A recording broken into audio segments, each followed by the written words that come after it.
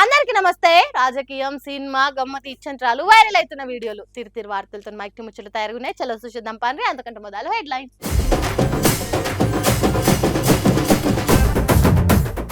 పిల్లలు అన్నాక తప్పు చేస్తారంట.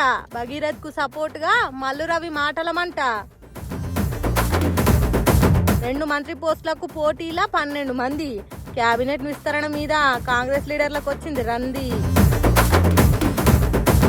అమ్మ క్యాంటీన్లల్లో సౌలతులు పెంచాలని ఆర్డర్. విజయ్ ఆలోచన చూసి అందరంటారు సూపర్. ఒకే ఒక్కడు సినిమాలో హీరో అర్జున్ అన్న ఒకటే నాడు 24 గంటలల్లా అన్ని పనులు చేసుకుంటా, ఆఫీసర్లను ఉరికించుకుంటా, పబ్లిక్ తిప్పలు తీసుకుంటా జనాలకు మంచి చేస్తుంటాడు. కానీ తమిళనాడు సీఎం విజయ్ మాత్రం ప్రమాణ స్వీకారం చేసిన నాటి సంధి రోజుకో కొత్త కొత్త నిర్ణయాలతోని జనాల కష్టాలు తీర్చే పనితనంతో నిత్య వార్తలలో ఉంటున్నాడు.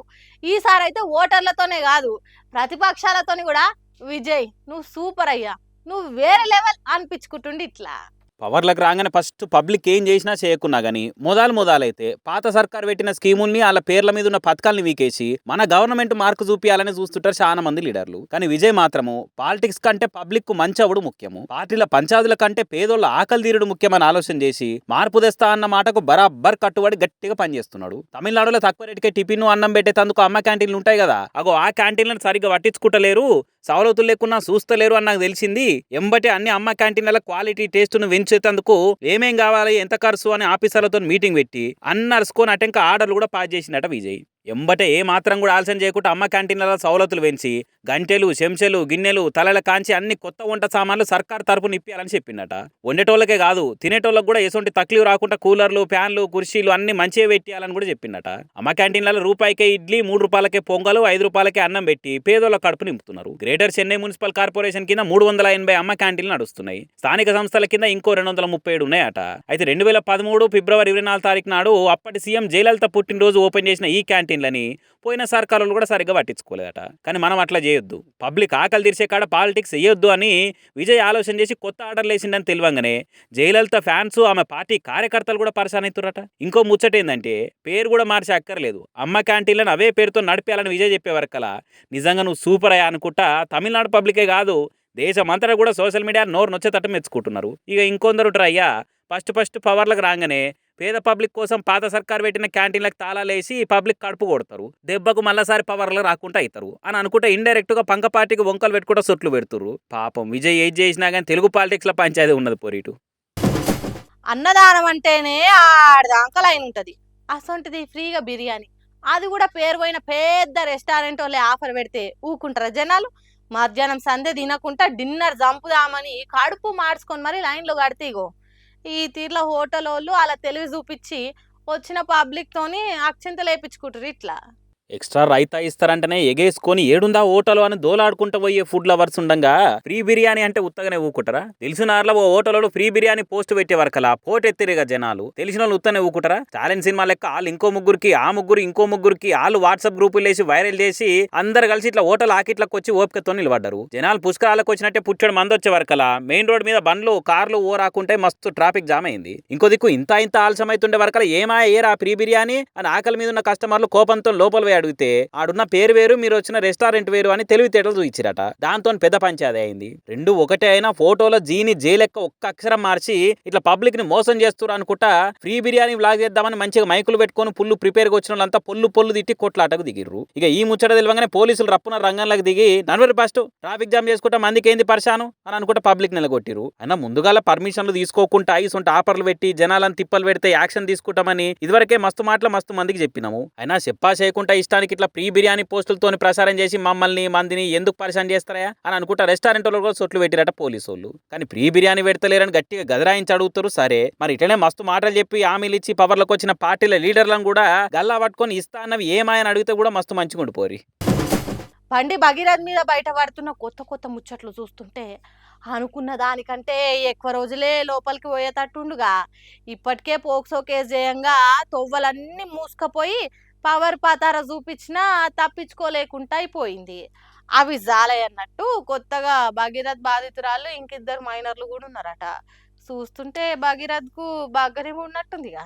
బండి భగీరథ్ మీద పోక్సో కేసు వార్తలు రాగా ఒకతే మైనర్ బుజ్జి అని అనుకున్నాము, ఇంక ఇద్దరు మైనర్లు కూడా ఉన్నారు అని వస్తున్నది. అయితే మాకు ఇట్లా అన్యాయం అయింది అని చెప్పుకుంటూ ఆర్ల పేర్లు బయటకు వస్తే బండి భగీరథ్ గ్యాంగ్ టార్గెట్ చేస్తారేమో అన్న భయంతోని బాధిత మైనర్లు బయటకు వచ్చి ఫిర్యాదు చేయలేదట. అలా వాంగ్మూలం బయటికి రాకుండా ఇండైరెక్ట్ గా వెనకంగుండి కొన్ని అదృశ్య శక్తులు బెదిరిస్తున్నాయట. మీరు ఇట్లా బయటకు వస్తే బాజాబ్తో సోషల్ మీడియాలో మీ ఇజ్జత్ మొత్తం తీసేస్తాము, మీరు తలకాయ ఎత్తుకోకుండా చేస్తాం చూసుకోర్రి అని అనేవరకలా భయపడి మైనర్ బుజ్జీలు వాళ్ళ ఇంటోళ్ళు వెనకడిగేస్తున్నారట.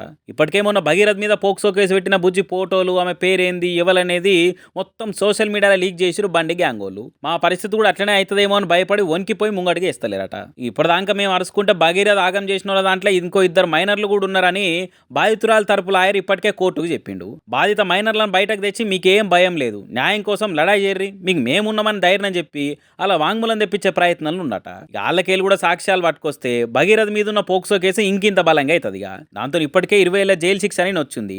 ఇప్పుడు ఇవన్నీ గిట్ల నిజమైతే జీవిత ఖైదు పడే ఛాన్స్ ఉందని పెద్ద పెద్ద లాయర్లు కూడా బల్ల గుద్ది చెప్తున్నారు. మరి భగీరథ్ కేసులో రేపు కొత్త ముచ్చట్లు ఏం తెలుస్తాయో, కేసు ఇంకెంత స్ట్రాంగ్ అవుతుందో చూడాలిగా. ప్రజాపాలన అని చెప్పుకునే కాంగ్రెస్ పార్టీలో కొంచెం ప్రజాస్వామ్యం ఎక్కువనే. అందుకే ఎప్పుడు లోపల కొట్లాటలు, లీడర్ల నడుమ ఫైటింగ్లతోని గాంధీ భవన్ కలకలలాడుతుంటది.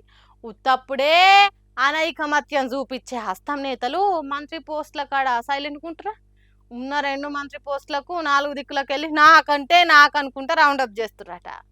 షే పార్టీ లీడర్లు ఆ పార్టీ పేరుకు ఎప్పుడు న్యాయం చేసే ముచ్చటే ముంగటేసుకుంటారు. చేయకున్న 5 ఏళ్ళు ఎట్లయితే సమానం ఉండవో అట్లనే పార్టీల నా ముంగట నువ్వు సమానం కాదు, నేను పెద్ద లీడర్ను అనుకుంటా పంచాదులు చేసుకుంటా పబ్లిక్లో పలసాగైతుంటారు. ఇక ఇప్పుడు క్యాబినెట్ విస్తరణ ఉంటుందని తెలిసే వరకలా భర్తీ చేసేందుకు బ్యాలెన్స్ ఉన్న 2 మంత్రి కుర్చీలల్లా నేను కూర్చుంటా అని కుర్చీలు ఆట ఆడుతున్నారు.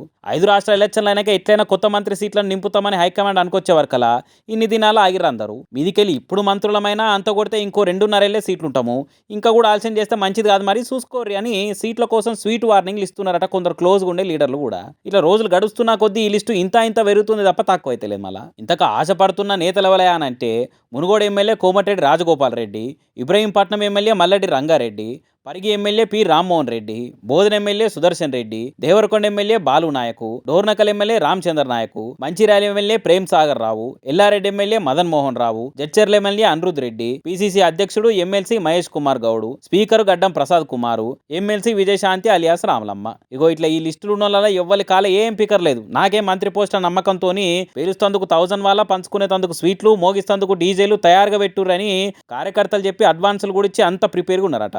మరి ఇంతమందిలో 2 పోస్టులు ఎవరికి ఇస్తారు? ఎవరికి ఇవ్వకున్నా కానీ పార్టీ లోపల పంచాదులతో లుక్సాన్ అయిపోతుందని కాంగ్రెస్ పెద్ద లీడర్ పరిశాలన ఉంటే రేవంత్ రెడ్డి ఇంకో ఆలోచనలు ఉన్నట. సీనియర్ మంత్రులు కొందరు నా మాట ఇంటలేరు కాబట్టి ఓ 2 మంత్రులను క్యాబినెట్కి వెళ్ళి కామ్గా పక్కకు పెట్టి నా మాటే నమ్మకం గినేటోళ్ళని పెట్టుకుంటే ఇంకా నన్ను అనేటోళ్ళు ఉండరు, ఆపేటోళ్ళు ఉండరు అన్న ప్లాన్లు ఉండని కూడా గాంధీ భవన్ సార్ గట్టిగా నేను వస్తున్నది. మరి ఆ పోయేటోళ్ళు ఎవరో కొత్తగా వచ్చేటోళ్ళలో ఇంకొన్నొద్దులు ఆగితే పురా క్లారిటీ వస్తుంది. కానీ ఇంట్లో 2 కొడుకులు హీరోలే అయినా ఉన్నొక్క ఆడవిల్ల కూడా ఆర్టిస్టే అయినా నాయన సీనియర్ యాక్టరే అయినా వాళ్ళ కొత్త సినిమాల అప్డేట్ల కంటే ఫ్యామిలీ కొట్లాటలతోనే సోషల్ మీడియాల వార్తలల్లో ఎక్కువ కానొస్తుంటారు మంచు కుటుంబం వాళ్ళు. కొన్ని వద్దుల సంది కొడుకు మనోజ్కు నాయన మోహన్ బాబుకు పంచాది నడుస్తుంది కదా, ఆ ముచ్చట మీద క్లారిటీ అడిగితే మనోజ్ పంచులేసిండు ఇట్లా. Collection king Mohan Babu family మీద మీమ్స్ కలెక్షన్ ఇంత ఎక్కువైతుంటదే తప్ప తక్కువ కాదు. ఒకరి మించి ఒకరు కొత్త ట్రోల్ మెటీరియల్ ఇస్తుంటా తెలుగు సినిమా ఇండస్ట్రీకి సమానంగా సోషల్ మీడియాకు కూడా ఎనలేని సేవ చేస్తుంటారు. ఇక వాళ్ళ నడుమ కొట్లాటలు అయితే ఆళ్ళు కొట్టుకున్నాడే కాకుండా ఏమైంది అసలు అని అడగబోయిన రిపోర్టర్లను కూడా ఎక్కలేని ఆవేశంతో మైకు వట్టి కొట్టేంత మంచుతనం చూయిస్తుంటారు. మరి కొన్ని వద్దుల సంది సడి సప్పుడు లేదు, ఆ ఇంట్లో మీ ఇంట్లో పంచాదులు క్లియర్ అయినాయి అని మంచి మనోజ్ని అడిగితే అది నన్ను కాదు ఎవరిని అడగాలో మీకు తెలుసు, కానీ పోయేటప్పుడు మైక్ పట్టుకోకుండా పోరి హెల్మెట్లు పెట్టుకొని పోరి అని నాయన మీదనే నవ్వుకుంటా పంచులేసింది. ఇట్లా అది మీకు ఎవరిని అడగాలో తెలిసింది అక్కడ ఇల్లు అడగండి. I challenge mic తేలకండి.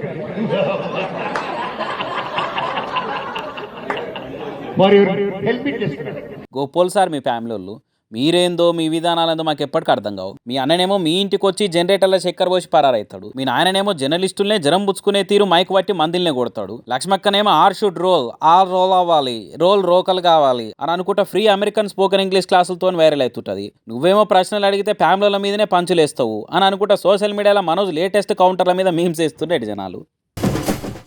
ఏమైనా కానీ కాంగ్రెస్ లీడర్లను మెచ్చుకోవాల్సిందే, లేకుంటే బండి భగీరథ్కు వాళ్ళ నాయనకు సపోర్ట్గా బీజేపీ లీడర్లు బయటకు వచ్చి మాట్లాడుతందుకు వెనక ముందు అవుతుంటే మల్లు రవి సారు ముంగట పడ్డాడు. పిల్లలు అన్నాక తప్పులు చేస్తారు అనుకుంటా మా గొప్పగా మాట్లాడిండు. ఆడితో నాకుంటా ఇంకేమేమన్నాడనంటే దేశమంతటా బండి భగీరథకు శిక్ష పడాలి, అలా నాయనను బాజాప్తా బర్తరఫ్ చేయాలి అని మాట్లాడుతుంటే కాంగ్రెస్ ఎంపీ మల్లు రవి మాత్రము పోక్సో కేసు నిందితుని సైడే ఆయన మనసులున్నది పొల్లు పోకుండా మాట్లాడిండు. మరి బండి భగీరథు తప్పు చేసిందంటారు కదా అని అడిగితే ప్రతి ఒక్కళ్ళకి పిల్లలు ఉంటారు, పిల్లలు అప్పుడప్పుడు తప్పు చేసే అవకాశం ఉంటుంది. అతన్ని ఏమైనా రక్షించి రాకుండా చేస్తే దాన్ని వ్యతిరేకిస్తాం. ఆయన హోమ్ మినిస్టర్గా ఉన్నాడు, అయినా కానీ ఆయన వచ్చారు, సరెండర్ అయ్యారు, కేసు పెట్టారు, మళ్ళీ ఇప్పుడు వేరే రకంగా తీసుకుని ఇన్వెస్టిగేట్ చేస్తారంటున్నారు. ఇవన్నీ చట్టం ప్రకారం జరుగుతాయి. అది పిల్లలన్నాక తప్పు చేస్తారు, దానికే అలా నాయన రాజీనామా చేయాలనా అని ఎంత పెద్ద లాజిక్ చెప్పిండో కదా సారు. ఏది సార్ పిల్లలన్నాక చేసే తప్పు? మైనర్ బుజ్జి మీదే లైంగిక దాడి చేసుడా, మందు దాపిచ్చి అత్యాచారం చేసుడా, ఫామ్ హౌస్లో తీసుకుపోయి అమ్మాయిల్ని ఖరాబ్ చేసుడా, పోక్సో కేసు పెడితే పత్తా లేకుండా పరారై 10 రోజులు దాచుకునుడా, ఏది పిల్లలన్నాక చేసే తప్పు? ఓ ఎంపీ అయి ఉండి ఇటువంటి మాట్లాడుతందుకు మీకన్నా ఏం అనిపిస్తలేదా? మీదికేలా అలా నాయన కొడుకుని దాచిపెట్టకుండా సరెండర్ చేసిండని మాట్లాడుతున్నారు. ఏది కేసు పడ్డనాడు సరెండర్ చేసిండా, లేకుంటే తెల్లారి మరణాడు అప్ప చెప్పిండా? కోర్టు బెయిల్ రాదని కొట్టేసినాక ఇక లాభం లేదని 9 రోజుల తర్వాత తీసుకొచ్చిచ్చుడా, ఇంకేమంటున్నాడో ఈనోర్రి. అతన్ని ఏమైనా రక్షించి రాకుండా చేస్తే దాన్ని వ్యతిరేకిస్తాం. ఆయన హోమ్ మినిస్టర్గా ఉన్నాడు, అయినా కానీ ఆయన వచ్చారు, సరెండర్ అయ్యారు, కేసు పెట్టారు, మళ్ళీ ఇప్పుడు వేరే రకంగా తీసుకుని ఇన్వెస్టిగేట్ చేస్తారంటున్నారు. ఇవన్నీ చట్టం ప్రకారం జరుగుతాయి. బండి భగీరథ తప్పు చేస్తే అలా నాయన ఎందుకు రాజీనామా చేయాలని మాట్లాడుతున్నాడు. ఇప్పటికే రేవంత్ రెడ్డి వెనకంగుండి బండి భగీరథను కాపాడేందుకు చూస్తుండని ఓపెన్గానే మాట్లాడుకోబట్టి చాలా మంది. ఇప్పుడు మీరు కూడా బయటకు వచ్చి ఎందుకు రాజీనామా చేయాలి, పిల్లలన్నాక తప్పు చేస్తారు అని ఓ పోక్సో కేసు నిందితునికి మద్దతు ఇచ్చుకుంటా అలా నాయనగా ఎంపీగా ఎందుకు రాజీనామా చేయాలని ఇట్లా సపోర్ట్ ఇస్తున్నారంటే మీ పార్టీ బీజేపీ మిలాఖత్ ఐరని వచ్చే మాటలకు ఇంకింత బూస్ట్ దాపించినట్టు కదా. కానీ బీజేపీ లీడర్లన్నా నిన్న ఒకరిద్దరు భగీరథ నాయన సైడ్ తీసుకొని మాట్లాడారు, కానీ పక్క పార్టీ ఎంపీ అయ్యుండి కూడా ఇటువంటి టైంలో ఖండించవలసింది పోయి మేమేం ఫ్రెండ్సే అన్నట్టు మాట్లాడుతుర్రంటే ఇదేం విలువలు గల రాజకీయమో మీదేం ప్రజాసేవనో మీకే తెలియాలి మరి అని అనుకుంటా మండిపడుతురు మల్లు రవి మాటలైన పబ్లిక్. సుశరానులా వాటికొచ్చిన ముచ్చట్లు ఎట్లున్నాయో ఇంకెన్ని ముచ్చట్లతో మళ్ళీ కలుద్దాం. అప్పటిదాకా చూస్తూనే ఉండదు మన మైక్ టీవీ ముచ్చట్లు.